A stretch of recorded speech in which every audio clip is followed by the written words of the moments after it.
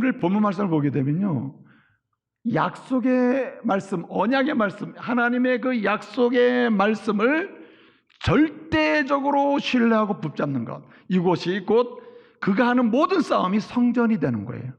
그가 하는 모든 싸움의 여정에서 성전에서 승리할 수 있는 길이라는 거죠. 여러분, 이제 여호수아가요, 지금까지는 모세의 보좌관이었거든요.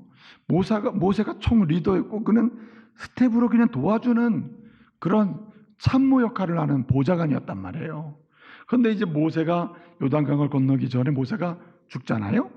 천국 갔단 말이에요. 그리고는 이제 여호수아에게 그 모세의 리더십을 계승시켜서 내가 이스라엘 백성을 데리고 요단강을 건너서 거룩한 성전을 해라, 이렇게 지금 말씀이 주어졌단 말입니다.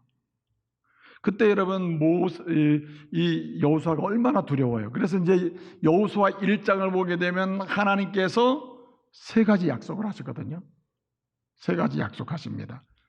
그 약속이 뭐냐면 1장 2절에 그 땅으로 가라, 그 땅 내가 준다, 그 땅으로 가라는 것이고, 1장 2절에 여호수아 1장 5절에 보면 그 땅으로 가면은 내가 함께 한다, 너와 함께 한다, 이 말이고, 세 번째는 그 땅으로 가라, 내가 함께 한다는 건데, 세 번째는 뭐냐면 그때 내가 그 땅으로 가면서 뭐 하느냐, 하나님의 약속의 말씀을 지켜라. 말씀을 지켜라. 그러면 약속이 뭐냐면 내가 너를 형통하게 하겠다. 무슨 얘기입니까? 반드시 성전에서 승리하게 된다는 거예요. 거룩한 전쟁을 하게 하고 이기게 한다는 말입니다. 근데 여러분, 첫 번째가 뭐라 그랬어요? 1장 2절 그 땅으로 가라는 거죠. 여러분, 이 그 땅으로 간다는 말은 굉장히 중요한 의미가 있어요. 하나님께서 언약의 말씀을 이스라엘 백성이라는 면에서 보게 되면 언약의 말씀, 약속의 말씀을 첫 번째로 준 사람이 누구냐면은 아브라함이거든요. 아브라함은 이스라엘의 조상이에요. 그리고 아브라함을 통하여 이스라엘 백성들에게 세 가지 약속을 줬어요. 창세기 12장을 보게 되면 세 가지 약속이 뭐냐면 내가 너로 큰 민족을 이루게 하겠다, 큰 민족. 두 번째는 내가 지시할 땅으로 가라, 그 땅을 주겠다, 그 땅을 주겠다는 것이고, 셋째는 내가 너를 복의 근원이 되게 하겠다, 한마디로 축복의 통로 되게 하겠다는 거거든요. 출애굽기 말로 하면 제사장 나라 되게 하는 거거든요. 세 가지 축복을 했습니다. 그런데 이스라엘 백성들이 애굽에서 들어가서 종로로 탈 때 그 종로로 타는 기간인 전체 400년 되잖아요. 애굽 생활 400년 하는 동안에 한 70여 명에 되는 그 초기에 야곱의 가족이 몇 명으로 늘었습니까? 전쟁을 할 수 있는 용사만 60만이 넘었으니까 실제로 애굽에서 나올 때는 이제 학자들은 여성, 남성, 노약자, 어린이까지 하면요 200만이 넘는다고 그래요. 200만. 400년 지난 다음에 애굽에서 나올 때는 200만이 넘으니까 하나님께서 아브라함을 통해서 이스라엘에게 약속한 첫 번째 약속은 성취된 거죠. 일단은 현상적으로 성취됐잖아요. 큰 민족을 이뤘잖아요. 큰 민족. 그 다음에 두 번째 약속이 뭐라 그랬죠? 하나님이 약속한 땅을 주신다는 거거든요. 땅. 근데 지금 그 땅을 두 번째 약속이 쟁취되는 현장이 어디냐면 바로 가나안 땅이다. 가나안 땅. 약속의 땅을 주겠다고 했는데 그 땅으로 가라고 한 대로 그 땅을 지금 가고 있다. 자, 보세요. 이 그 땅에 들어가서 영적 전쟁, 거룩한 전쟁을 해서 승리할 수 있었던 여호수아, 왜 그렇습니까? 그 약속의 말씀을 믿고 그 말씀을 따라가는 거예요. 두 번째 약속의 말씀이 뭐라고요? 땅을 주겠다는데 1장 2절에서 하나님이 다시 말씀해 줬어요. 내가 너에게 땅을 주겠다. 땅, 약속한 땅을 주겠다. 그 약속의 말씀을 믿고 내가 함께 하겠다. 그 약속의 말씀을 믿고 내가 그 말씀대로 하면 내가 형통하겠다. 그 말씀을 믿고 가나안 땅을 건너고 전쟁을 하니 그 전쟁이 무슨 전쟁이 되냐면 성전이 된다는 말입니다. 거룩한 전쟁이라. 내 뜻을 이루는 게 아니라 누구 뜻 이루는 겁니까? 하나님의 약속을 이루고 뜻을 이루는 그 전쟁은 어떠한 삶의 여정의 전쟁이라 하더라도 성전, 거룩한 전쟁입니다. 하나님께 속한 전쟁이라는 거죠. 그래서 하나님께 속한 전쟁은 실패가 없습니다. 왜냐? 하나님이 싸우시기 때문에 그래요. 하나님이 이루시기 때문에 그래요. 하나님의 약속은 하나님이 직접 이루시고 성취하시기 때문에 실패가 없음을 믿으시기 바랍니다. 그래서 여호수아는 약속의 말씀을 믿고 그 약속의 말씀을 붙들고 가니 그 전쟁이 거룩한 전쟁이요, 그 전쟁은 반드시 이기게 된 것입니다. 여러분, 사실은 전쟁을 하고 났어요. 그런데 12장에 보면 이제 종결이 됐잖아요. 종결되고 나니까 이스라엘이 좋아하는 일이 이루어졌다는 그렇게 설명하는 게 아니라 누구의 뜻이 이루어져요? 하나님의 뜻이 이루어졌다. 하나님의 전쟁에서 이겼다. 이렇게 되는 것입니다. 그래서 여러분, 우리가 하나님의 약속의 말씀을 절대적으로 믿고 붙드는 사람이 되어야 합니다. 여러분, 하나님의 약속은 어디 있습니까? 성경에 있지 않아요. 예? 성경이 있지 않습니까?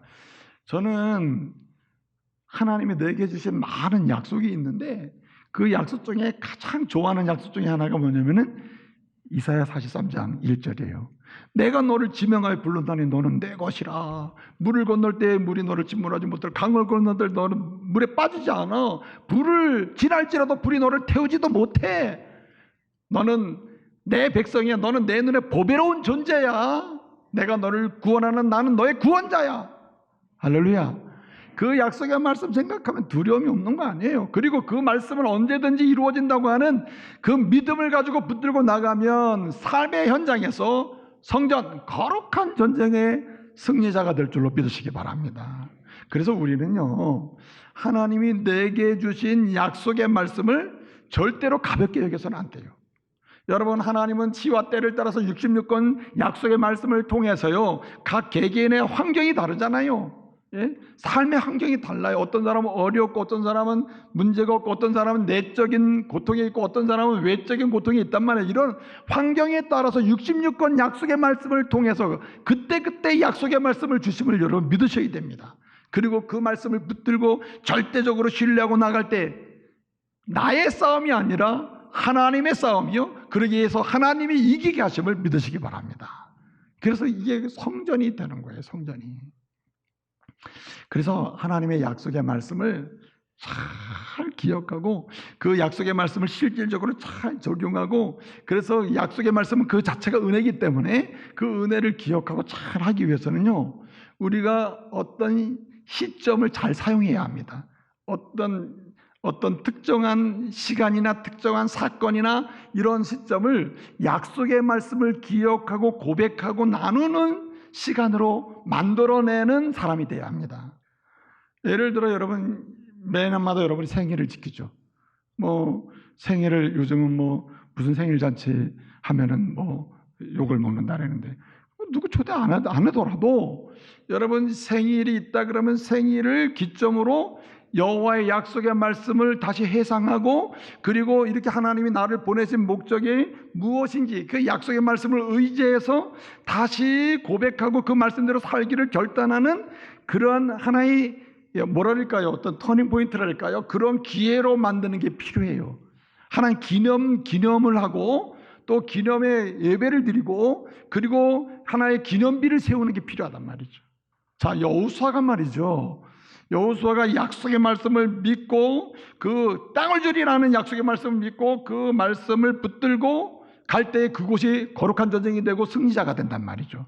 근데 이런 약속의 말씀을 잘 기억하고 다시 회상하고 결단하도록 할 때 한 게 뭡니까? 기념비를 세우는 거예요. 기념비. 결정적인 순간을 그냥 지나치질 않아요. 예를 들어서 말입니다, 4장을 보게 되면 이스라엘 백성들이 드디어 여호수아의 인도하에 요단강을 건너거든요. 요단강이 어떻게 건넜습니까? 1번 그냥 헤엄쳐 건넜다. 2번 물이 쫙 갈라져 가지고 완전히 먼지가 막 나는 드라이랜드, 완전히 건조된 땅을, 길이 난 땅을 건넜다. 몇 번이에요? 잘 아십니다.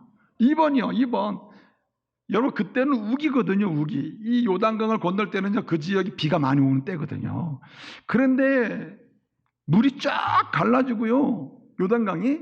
그리고 그 길이 나는데 성경 그대로 얘기하면 먼지가 날 정도로 그냥 완벽하게 마른 땅을 건너가는 거예요. 이거 얼마나 놀라운 일입니까? 그 건넜어요. 건너서 이제 길갈이라고 하는 곳 도착하거든요. 그때 여호수아가 어떻게 합니까? 잘 건넜네. 그리고 우리 그 다음에 일해보자 이랬습니까?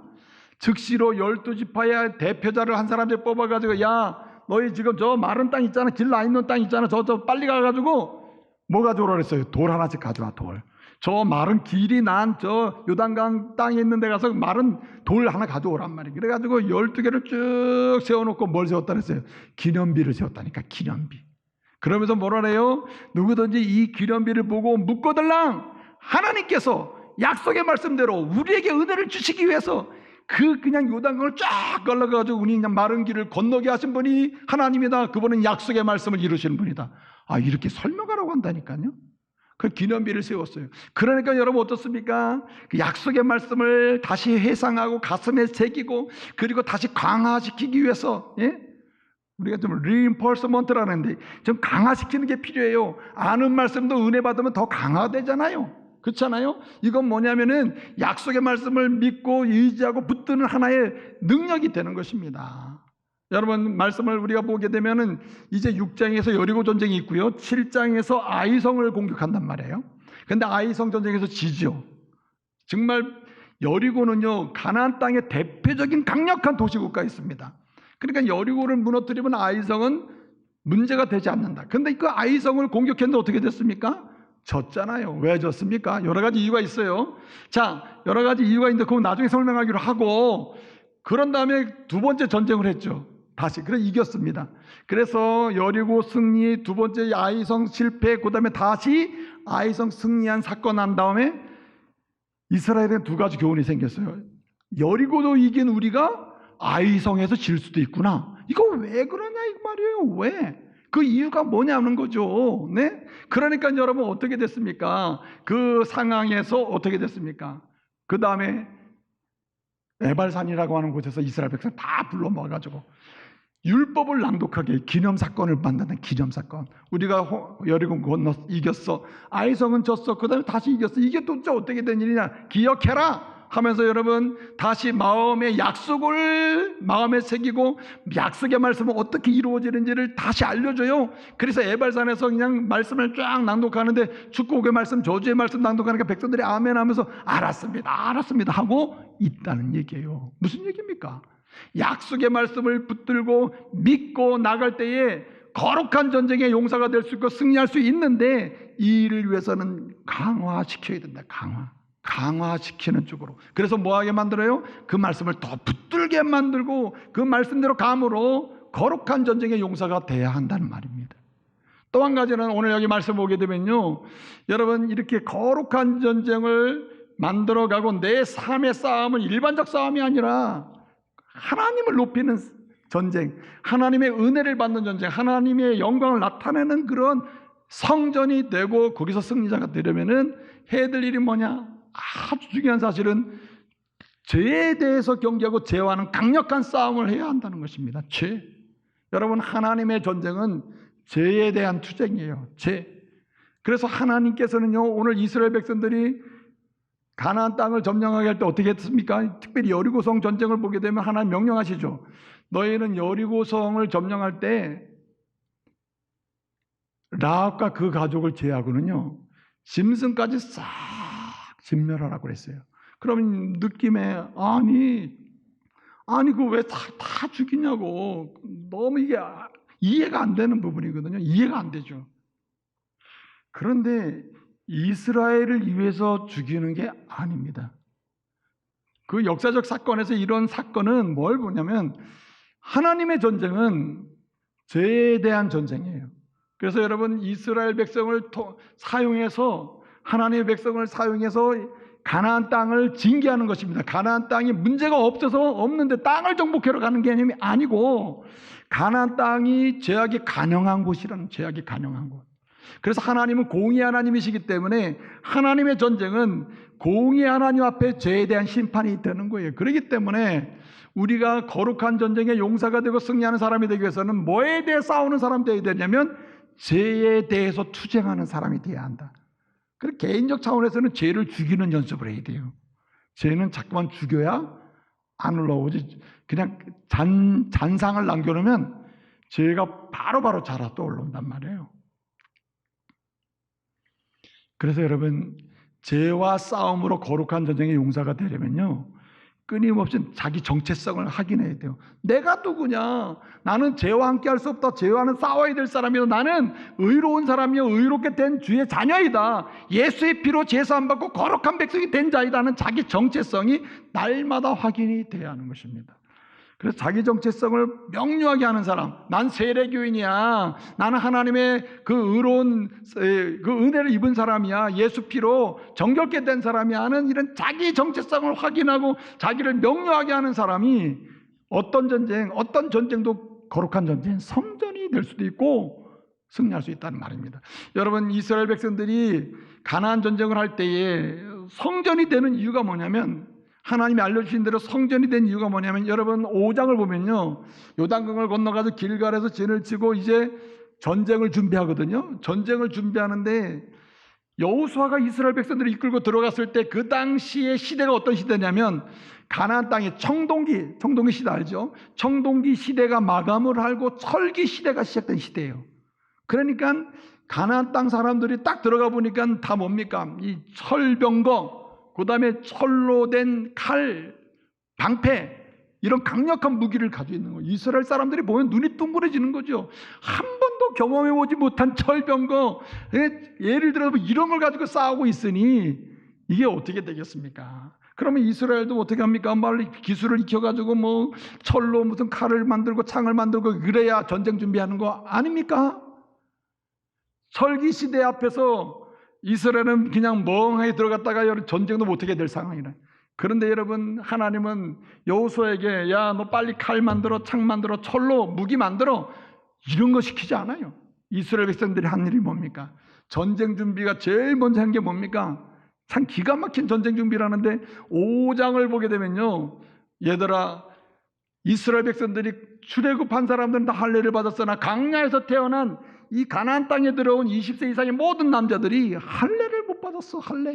할례란 오늘날로 말하면 세례를 상징하는 표시인데, 하나님의 자녀의 표시라. 은혜 받고 제사 받았다는 표시 아니에요. 할례를 안 받은 거예요. 그러니까 여러분 어떻게 했습니까? 하나님이 여호수아를 통해서 모든 싸워야 될 용사들, 전쟁을 해야 될 용사들은 다 할례를 받아라. 할례를 받고 나면은 최소한 3일, 길면은 일주일은 꼼짝을 못하는 거예요. 그때 여러분 여리고가 나와가지고 그냥 점령해 버리면 이거 칼도 없을 뿐더러 제대로 싸우지도 못하고 죽는 거 아닙니까? 네? 자, 그런데 전쟁을 뭘 했다고요? 준비가 뭐예요? 할례를 받는 거. 이게 전쟁 준비야.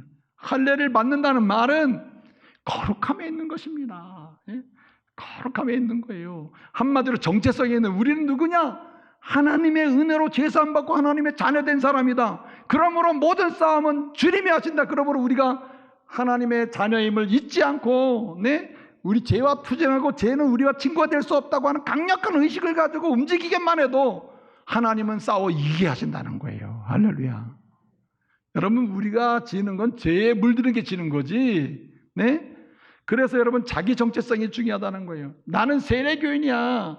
나 세례받은 사람이야. 여러분, 세례받았다는 건요, 하나님의 그 그리스도의 피로 말미암아 제사함 받고 거룩한 백성이 되었다고 하는 표시예요. 그러므로 이러한 세례교인의 자부심, 하나님의 자녀의 자부심, 내가 하나님의 자녀인데 남들처럼 막 살 수는 없어 하면서 죄에 대해 경계심만 가지고 있어도 그 사람이 하는 모든 싸움은 성전이 될 줄로 믿습니다.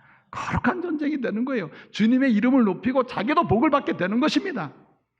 그래서 용사가 된단 말이죠. 여러분, 본래 하나님은요, 구약 성경, 구약 신앙에서 굉장히 중요한 게 뭐냐면, 첫 열매는 하나님의 것입니다. 첫 열매는 다 하나님의 것이에요. 이 말은 첫 열매만 하나님의 것이 아니라 모든 것이 하나님의 것임을 상징적으로 표시하는 게 뭐냐면 첫 열매를 드리는 사건이에요. 첫 열매를 주님께 주의 것으로 분별해 드림으로써 모든 게 주의 것임을 인정하는 신앙의 가장 기본에 속하거든요. 그래서 가나안 전쟁, 이게 하나님의 성전인 이유는 이게 다 하나님의 전쟁이기 때문에, 모든 게 하나님의 승리이기 때문에 첫 번째 승리는 누구한테 다 드려야 돼요? 여리고 성의 승리는 다 하나님께 드려야 되는 것입니다. 이 승리는 주님의 것이요, 이 여리고의 모든 것 다 주님의 것이라. 이게 상징적인 거예요. 첫 열매, 전쟁의 첫 열매를 드려야 되는 거, 이게 말씀하게 다 있습니다. 그런데 여러분 어떻게 했습니까? 이런 하나님의 그 놀라운 말씀을 순종하지 않고 오히려 성결한 자리로 나가지 않고 이것을 싹 훔친 사람, 신할산 에투 한 벌에 예컨대 무슨 뭐 은 200세겔에 금 50세겔을 싹 훔쳐가지고 텐트 밑에다 감춘 사람이 아간 아닙니까?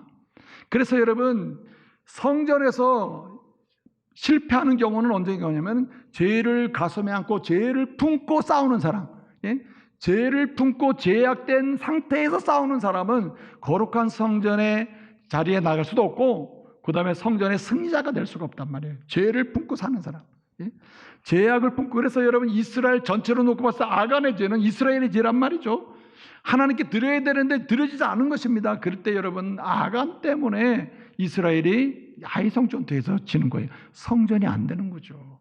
승리자가 될 수가 없는 것입니다. 그래서 여러분, 우리는 아주 민감해야 돼요. 하나님의 사람은 그리스도의 피로 말미암아 정케 된 사람들이기 때문에 마치 옷으로 말하면 흰옷 입은 사람과 같아요. 흰옷은요, 그냥 잠깐 그냥 뭐 물 같은 것만 튀어도 눈에 딱 띕니다.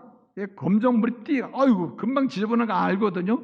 그래서 하나님의 사람들은 거룩한 전쟁의 용사가 되고 승리자가 되려면 민감해야 돼요. 성결에 민감해야 돼. 이거 아니다 이거. 저는요, 참 아무리 깨끗하게 밥을 먹으려고 해도 이 와이셔츠 입고 갔다가 이게 자켓 벗어놓고 먹으면 꼭 그 국물이 튀어요. 그래가지고 우리 아내가 얘기해요. 당신 그 국물 좀 안 튀게 할 수가 없냐고. 근데 금방 눈에 띄는 겁니다. 그래서 그냥 쫙 가리고 해도 우리 집사람 눈은 속일 수가 없어요. 국물이 꼭 한두 방울씩 튀는 거야. 그 왜 그렇게 눈에 띕니까? 흰 와이셔츠니까 보이는 거예요. 그래서 민감해야 돼요. 저는 이 국물이 있는 탕을 먹을 때 되면 와이셔츠에 오늘은 절대 한 방울도 튀지 않게 하리라. 그러니까 그냥 조심조심 그래도 튄단 말이에요.